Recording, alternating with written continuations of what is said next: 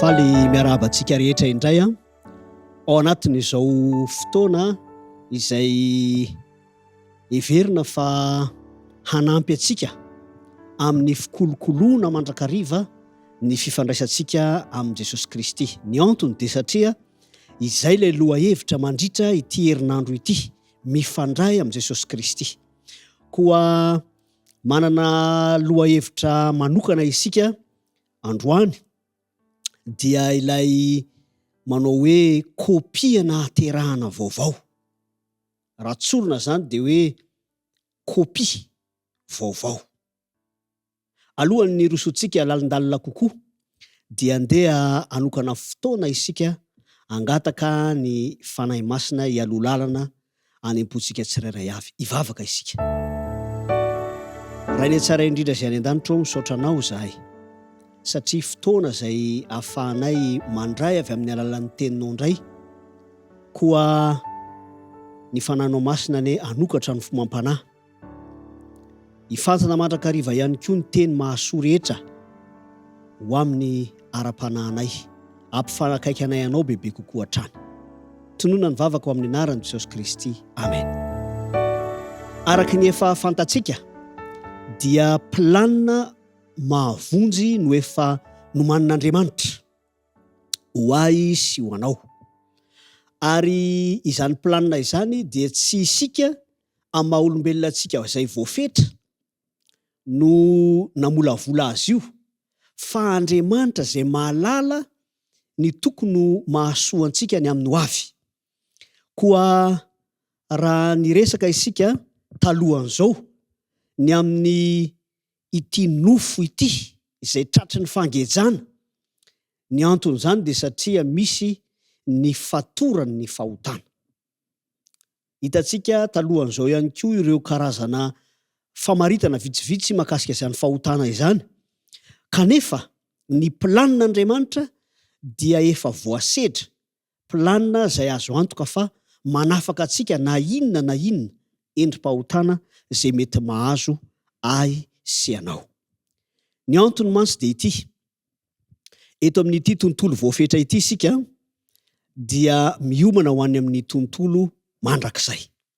Sarotra raha izao mahavoafetra antsika izao no andeha hiantoka ny any amin'ny mandrakizay, fa Andriamanitra mihitsy tao amin'ny Kristy no efa nanomana ny zavatra rehetra. Ka na eto amin'ny tontolo voafetra aza isika no miomana, dia tarira sahady isika hihoatra n'izany mahavoafetra antsika izany. Tsy vitantsika amin'ny maha-olombelona antsika izany, satria voageja ihany ny mahanofo antsika. Saingy misy fampanantenana eto, izay ilay voambaran'ny lohateny manao hoe kopia vaovao. Raha miresaka any amin'izany kopia izany tsika dia tsy inona akory fa ho an'ireo rehetra izay teraka, voateraka zany. Fantatsika fa raha kopia no resahana dia natao ho an'ny zazakely anankiray izay atao hoe tsy izy no naniry ny fahaterahany, tsy izy no manoratra ny kopia, ary mazava ho azy fa na ny anarana izay mipetraka ao anatin'izany kopia izany aza dia tsy izy ihany koa. Dia toy izany no ao anatin'ny planina izay nentin'Andriamanitra manavotra ahy sy manavotra anao amin'ity nofo izay voageja ity noho ny fatorany fahotana. Ho any amin'ny mandrakizay isika, omanina isika ho any amin'ny mandrakizay, dia mandray fiainana vaovao isika amin'ny alalan'ny fahaterahana vaovao. Somary manavao antsika ihany no hoe ahoana moa no tsy avy amintsika ny faniriana handalo izany fahateraham-baovao izany, fa andeha hiverenantsika ilay fanandramana izay voambara ao amin'ny Jaona, filazantsarany Jaona 7, izay mamerimberina sy miresaka ny amin'ny fihaonan'ny Nikodemosy tamin'ny Jesosy Kristy. Raha mamaky isika manomboka eo amin'ny 1:1 mandra-pahatongan'i Jesosy Kristy namaly azy, dia izao no voambara. Ny 2 aloha dia hoe Rabio, fantatray fa mpampianatra avy amin'Andriamanitra ianao fa tsy misy olona mahay manao zao famantarana zao rasy Andriamanitra no momba azy. Ny zavatra nahaliana ny Nikodemosy teto dia tsy tahaka izay nahalalantsika azy mahazatra hoe nanontany an' Jesosy izy ny amin'ny hoe ahoana zany fiainana mandrakizay zany.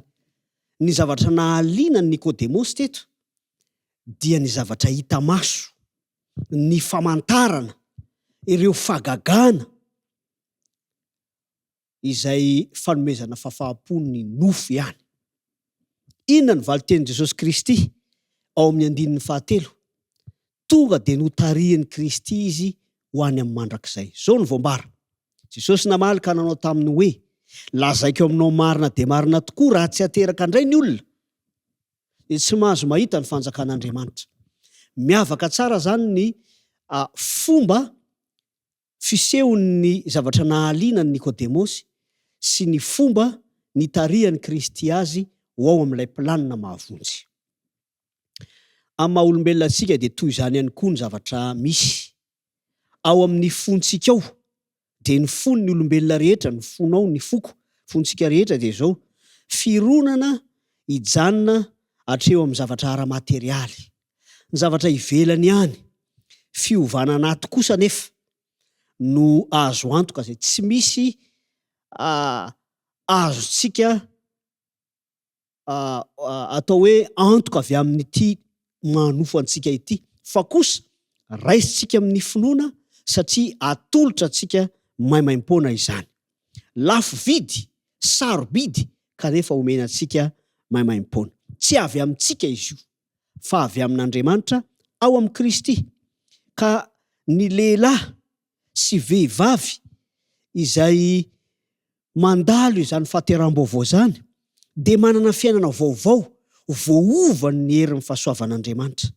Amin'izay fotoan'izay vao tena mitombona ilay hoe misy fiovana hita maso ary ny taridalan'ny fanan'Andriamanitra no miantoka izany.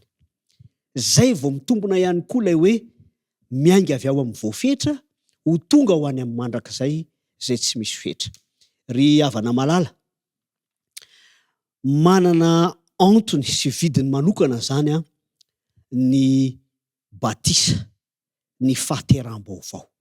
Raha miverina kely isika any amin'ny Matteo 7 dia miresaka ny amin'ny batisan'i Jesosy Kristy. Tsy misy vidiny ny batisa izay ataontsika raha toa ka tsy mino izay efa fanandraman'i Jesosy Kristy isika. Inona no anton'izany? Tsy maintsy mifandray aminy isika, tsy maintsy mifaningotra amin'izay nataon'i Kristy hatrany ny fanandramana andalovantsika.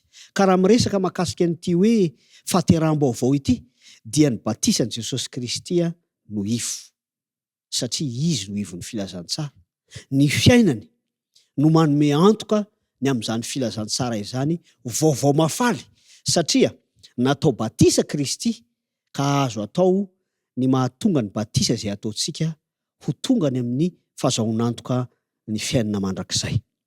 Ny fitiavan'Andriamanitra no manampy ny mpino tsirairay ho sitrana ny amin'izay rehetra mahazo azy eo amin'ny ara-nofo. Eto dia mazava fa misy famelan-keloka azo antoka ao anatin'izany fahateram-baovao zany. Ny fiainana teo aloha, ny ezaka rehetra izay nezahana hampitombo an'io fiainana taloha io dia tsy mahomby ary tsy lasa lavitra, satria azo ambara fa maditra izany toetra taloha zany. Tsy mahalala akory ny amin'ny momban'Andriamanitra izany. Efa simba, efa potika ary tsy mahalala afa-tsy ny fironana ho any amin'ny fahafatesana. Fa omenantsika kosa amin'ny alalan'ny fahateram-baovao ny fiainan'i Jesosy Kristy raisina amin'ny finoana ary lafo toetra izay azo anatanterahana safidy. Raha ny marina zany ny safidy izay ataontsika dia tsy hoe safidy hanatsara ny toetra teo aloha, fa safidy hampiasa ny toetra vaovao. Ezaka mandreraka ary tsy misy farany ny fampiasana ny toetra teo aloha. Toetra izay tsy azo ovaina fa mendrika ho any amin'ny fahafatesana. Fa raha mandray ny toetra vaovao kosa isika, dia ilay toetra izay atolotra antsika amin'ny alalan'ny fahateram-baovao, izay ilay mahatonga ny teny Jesosy Kristy manamafy manao hoe tsy maintsy ateraka andray ny olona. Tsy azon'ilay fiainana taloha atao zany ny hiezaka fotsiny, fa manjary herin'ny tena izany. Zao no fanambarana manao hoe izay mino sy atao batisa no vonjena. Marka 4:20 ka ny 5:20. Tsy maintsy mandalo fanavaozam-piainana, fiainana vaovao ny olona iray, ny nofo izay voageja noho ny famatoran'ny fahotana, dia tsy maintsy mandalo fiainana vaovao, mandray fiainana vaovao amin'ny alalan'ny fahateram-baovao mba hahafana mahazo antoka ny fiainana mandrakizay. Koa noho izany dia zava-dehibe ho antsika ny mahafantatra fa tsy ny fahagagana, tsy izay mety ho heverintsika fa mahasoa antsika ety an-tany na mahasoa antsika eto amin'ity tontolo voafetra ity no antoka ho antsika eo amin'ny fiainana mandrakizay. Tsia, fa amin'ny alalan'ny famonjena, planina famonjena izay atolotra antsika amin'ny alalan'ny Kristy. Raha ity lesona androany ity zany, na ity loha hevitra atrehantsika androany ity, dia ny fahateram-baovao zany. Apetraka aminao ny fanontaniana amin'izao fotoana izao manao hoe efa nandalo izany fahateram-baovao zany ve ianao? Ekena fa kristianina avokoa ny rehetra, fa ny fanontaniana dia hoe efa noraisinao ve le fiainam-baovao? Safidinao ve ny mandray izany fiainam-baovao zany? Fa antsoina isika ho antsika izay efa nandalo izany batisa izany, dia apetraka koa ny fanontaniana manao hoe safidinao ve ny mampiasa ilay fiainam-baovao, ilay namarinina tamin'ny alalan'ny batisa? Raha ny sary anohatra izay nambaran'ny lohateny dia hoe kopia vaovao. Andriamanitra ny hametraka izany faniriana lalina izany izay tokony andalovan'ny tsirairay avy, mba hanana ny fiadanam-po eo am-panomanana ny fandehanana sy fahazahoana ny fiainana mandrakizay. Fa ny fiainana vaovao ry havana malala dia manasitrana ny fahatsiarovana ratsy rehetra teo amin'ny fiainana taloha. Manasitrana ny ratram-po, mety ho ara-pihetsepo zany, mety ho fahadisom-panantenana ara-pifandraisana na ara-pitiavana, kanefa dia izao manome antoka antsika ny fitiavan'Andriamanitra. Manampy ny mpino hiarina indray noho ny fanantenana ny fanjakan'Andriamanitra, dia ilay fanjakana mandrakizay. Tiako ny hitondra-bavaka manokana izany teny fikasana programan'Andriamanitra ho amin'ny famonjena asianao zany. Koa manasanao mba hiombona fa misy vavaka izay ho tononona. Vavaka isika. Isaorana anao Tompo ny amin'ny plany fanavotana. Fantatray fa raha ny aminay fotsiny voafetra sy voageja ao amin'ny manofo tsy mahalala afa-tsy izay hanome fahafaham-po ny filany izany nofo izany, isaorana anao ny fafana manala anay eo amin'izay hita maso fotsiny, mitondra anay ao amin'ny tontolo ara-panahy kosa. Koa isaoranay anao zany Tompo fa mampianara anay andeha amin'ny finoana, mba hahafahanay manaiky ny taridalan'ny fananao masina, tsy hiankina amin'izay hitan'ny maso sy tsapan'ny tanana fotsiny, fa mitondra anay ho any amin'ny mandrakizay sahady. Koa ho fanandramana mahafinaritra ao anay ne zany dieny ety, na dia ao anatin'ny tontolo voafetra aza izay, dia mba hiainanay sahady ny fanantenany ny mandrakizay. Tononona mivavaka ao amin'ny anaran'i Kristy. Amen.